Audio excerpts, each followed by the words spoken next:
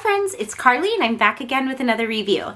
So I recently did a live stream review of a Ren and Stimpy Super 7 set. It wasn't a set, it was two separate toys, but I wanted to know what you guys thought of that. So the live stream is up for you guys to view. If you missed it at the time, it's at the very beginning of the video. It's an hour long, but the opening review is about the size of my regular reviews, about 13 minutes. So let me know what you guys think about the live stream review. I wanted to bring a little something extra to the live stream because those are some of the most fun things that I do, but I want to keep them interesting. And I want to know what your guys' thoughts are. So we are continuing on with our Venompool BAF series. We've gotten through all of the Venomized characters, and I decided that I wanted to go ahead and take a look at the actual BAF itself, Toxin, which is not necessarily a part of the BAF series, but is definitely a part of the group, and then we'll come back and look at Morbius in a couple days. So with all of that said, thank you guys so much for being here. Thank you for interacting with my content, for liking my videos, disliking them, commenting, offering me suggestions, corrections. Everything that you do to engage with me online is so important to me, and I'm so appreciative. If you guys want to know when videos are coming up, you can find me on Facebook. The Annoying You with Friendship Facebook page can be found at Annoying Car, and on Instagram at Your Annoying Friend Car with underscores between each word. With all of that housekeeping now really out of the way, we can take a look at our BAF, Venompool. So, to tell you the truth, I wasn't really sure if this was going to be a character who was storied enough for me to share any really information about him, but he actually is, and it's a fun little story. You know, whenever there is a Deadpool story, it's going to have a certain amount of zaniness. Not long ago, we talked about the Pirate Pool story, which I loved, by the way, with Deadpool as a pirate and Hydra Bob going to this island. It was really, really fun. But we always know that wherever Deadpool is involved, it's going to be a little bit wacky. And sometimes that's a really good thing. Sometimes it's fun, and sometimes it can be a little bit too much. This story for me sounds like it would probably be a little too much for me, but he does appear and last for a while. So this is Wade Wilson from Earth 90211. And he is actually sent to kill the Beyonder.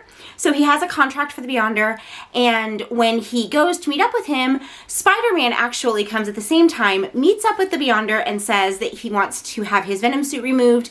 The Beyonder does that, and when he does, the Venom suit, symbiote suit, attaches to Deadpool, and he becomes Venompool. After that, Wade and the Beyonder spend a lot of time partying in these like 80s clubs and just sort of hanging out. He sort of gets sucked out of reality until the Beyonder gets sick of partying and decides that he's going to move on to something else. Wade sort of just gets kicked by the wayside, and this is where it gets zany. In the process, he has developed these Jerry Curl venomized tendrils that cause him all kinds of problems. They are sentient, and what goes on from there is he having to get himself rid of these Jerry curls in order to try to become a legitimate hero, which is something he decides that he wants to do. Then there is a female character who also has Jerry curl, and she fights him. It's a little bit wacky sounding to me. It kind of goes over the top, but it really the character is dead, so the character is done now, but it all leads up to something that happens with Wade Wilson a lot, which is actually really touching, and that's when he sort of gets introspective and looks at himself, and unfortunately almost always comes to the conclusion that he's just an irredeemable kind of lout, and he wants to be better, he wants to be a hero, but it's just not in him to do it, and he actually uses this weapon to destroy the universe and himself. So we see a similar Wade in Killustrated, if you guys have read that, which is pretty good, when he kills the Marvel Universe, when he kills all of the Deadpools. We sort of get this picture of Wade, really seeing himself and not liking what he sees, which is kind of tender and sad, but there's just so much zaniness surrounding it that, this is a wacky character. But he does appear a lot, and he actually is involved in a lot, so if you want to find material on him, it is readily available. That said, moving on to the figure itself, I have really been a fan of these great big BAFs. I found that they just really hold up. Strong Guy was super sick. I loved,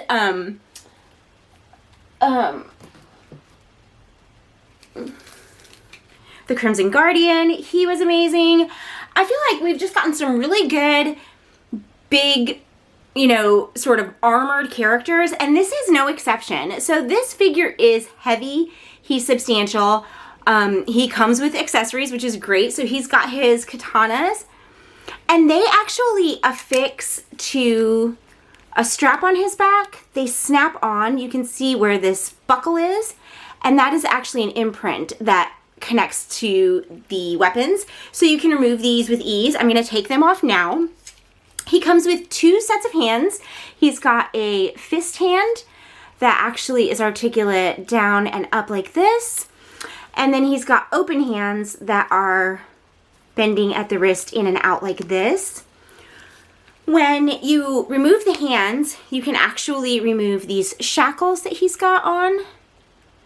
So that's another kind of cool way to customize him. The hands work great, by the way. They just snap right on with a small peg. I'm going to go with the open hands because I just prefer that movement. But the closed fist hands that move side to side, you can see how those work, are great. They work really, really well. And the peg is really, really easy to snap in. So switching the accessories out is great. Removing the shackles is super easy. So you actually can get a really great variety of looks out of this guy, which is surprising. Sometimes with a BAF, it's just like the impressiveness of the huge figure and there aren't accessories that work, but this one really has great accessories that work. After having read so much about him, I'm really surprised we didn't get a Jerry Curl head. That seems a little bit strange to me, and it seems like that could have been something that maybe went with Toxin. I don't know, to include Toxin and bring Toxin to the fold. An alternate head seems to make the most sense. I found almost 0 source material with him without them. So that was a little weird, but I do really like this head. His prehensile tongue is one of the major features of this particular Venomized character. So they really captured that. And then aside from the really wacky prehensile tongue, all of his abilities are the same as regular Wade Wilson and Venom. So I think that his suit really captures his essence really well. It has a really great, on the red portions, textured feel to it. I don't know if you can see it, but it's sort of like got like done on points, So it has a really nice matted texture, which is cool. And then it having that next to the smooth, not really glossy black, but sort of, dulled down black really gives it a leathery feel, which is kind of cool. So there's a lot of texture going on, and I really love the detail of having everything sort of stapled together. I think that's very Deadpool, and it really suits him. His vinyl strap and belt, utility belts, don't hold anything. They don't open, but they look fantastic. So that's really cool. I really love the way they look. And of course, we've got to have the Deadpool emblem on his belt. Yeah, and his little thigh pouch is really cool. The shackles on his ankles do not come off, but it's nice to have the ones on his wrists removable. And I don't know if you could see this, but we'll try to do this again. When the shackles are on, actually, I don't know if I tried forward and back. We'll see if these ones work as well. But yeah, we still get really great. So even with these snapped on, the articulation works great. So you might think that the shackles would hinder the movement, but they don't at all on either of the hand types. So yeah, again, I know I'm sort of going on and on about the hands and the accessories, but it's just really nice to get functional, interchangeable accessories on a BAF figure for a change. And it would have been nice to have the head, but they really can't fault Hasbro for all that they did include with this guy. So when we're getting into the rest of the articulation, it's good, guys. He has these freakishly long arms. You can see that we get really great movement in the head. He has that sort of lizard, like reptilian type look. We get some good rocking. He gets a really nice look up and then a really scary look down, sort of like looking up at you. His arms, you can see how long they are, which is a really cool effect. It makes him look, the bulkiness of his upper body, it gives him a lot of power and a lot of sort of, what is the word? Like potential energy sort of built up. You can just feel how much strength and power is in his upper body because of how long and terrifying his arms are. And we have articulation throughout the arms. So we've got the turning in the shoulder. You can see we've got the up and down motion here. We have a turning bicep. I need to hold this to show you. But we have a turning bicep that is functional and works. We have a great elbow. I love the way that this elbow looks, that you can't see any of the, here, let's see if I can get focus again. That you can't really see any of the joints, that it all just fits together seamlessly. And it looks great when you bend it too. So we have a great elbow that works. We've got 2 sets of hands that I've already shown you the articulation on, but they're really great. Really easy, really smooth, with and without the shackle accessory. He has got, let's see if his strap comes off. It does. Oh, no, it doesn't. So it looks like the actual harness here does not come off, which is weird. I'm not able to find a place that it snaps. If anybody knows, oh, there it is. Okay. Sorry, I should have done that beforehand, but I always forget about the strap. So now that we've got that off, for those of you who are wondering, the snap on this one is right here on the back side of the belt. It's just a little click snap. My bad. So when we've got his torso, we've got a really great bend in the abdomen. I mean, I think that's pretty impressive for as huge as he is. Do you hear? It's really loud and clicky. Let's get focus on him again. He's so big, it's hard to get the camera to focus. So we've got great clicking forward and back, a really great range of motion on this guy. He's got a great turning waist that works. And with Wade, all the things that he can do to his body and regenerate, it's good to have a nice range of motion for all of his parts. We have, let's see, really great rotation in the thighs. They give us a pretty good lift here, quite frankly, for as gigantic as he is. I mean, I'm not mad at it at all, really. You can see how flexible the thighs are.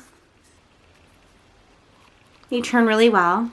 And even this one with the garter, it's on in such a way that we get a really good turn, even with that accessory there. We have a really excellent bend in the knee on both sides. And then he's got really good feet that we're really used to seeing. By now, I'm almost always happy with the feet. They've been doing great things. So we've got the nice rocking ankle, a little bit back and a little bit forward, but mostly just rocking in the ankle to get the position that we need for different poses. So I'm really happy, again, with this bath figure. We've had a couple of series recently where I've been happy with the bath and then like not super happy with the figures, but the bath made up for it. In this case, I have to say that this particular wave, this Venompool wave, has really been a value wave. Like, I can highly recommend almost every single figure. There were 2 that weren't as strong, but still as a whole, as a family together, this series looks fantastic. And some of them, i.e. Carnage and Phage, were so good.